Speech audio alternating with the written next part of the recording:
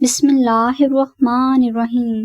اگر کسی بھائی یا بہن کی شادی نہیں ہو رہی، کسی قسم کے جادو اور بندش کی وجہ سے شادی میں رکاوٹ ہے، تو اس کے لیے سورہ یوسف کا یہ وظیفہ ضرور کر لیں۔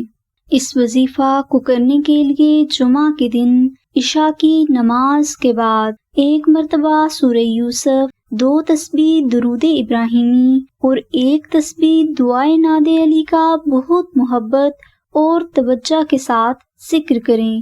یہ وظیفہ آپ نے 11 دن تک جاری رکھنا ہے۔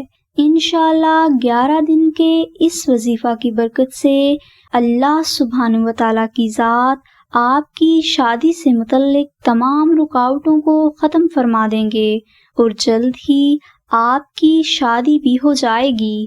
اس کے علاوہ یہی وظیفہ اچھا رشتہ آنے کے لیے بہت مجرب ہے اور اس کو کرنے کے لیے کسی بھی قسم کی روحانی اجازت شرط نہیں، اس لیے آپ یہ وظیفہ ضرور کر لیں۔ اور اگر کسی بھائی یا بہن کو اس وظیفہ کے متعلق مزید معلومات درکار ہو تو اس کے لیے تفصیلی لنک ڈسکرپشن میں دے دیا گیا ہے۔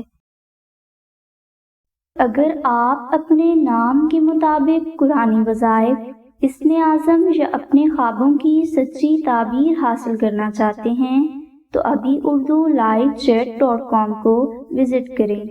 انشاءاللہ آمنہ بہن اور ان کی پوری ٹیم کی طرف سے آپ کو آپ کے ہر سوال کا جواب صرف 15 منٹ کے اندر حاصل ہو جائے گا۔ لائیو چیٹ کے لیے لنک ڈسکرپشن میں دے دیا گیا ہے۔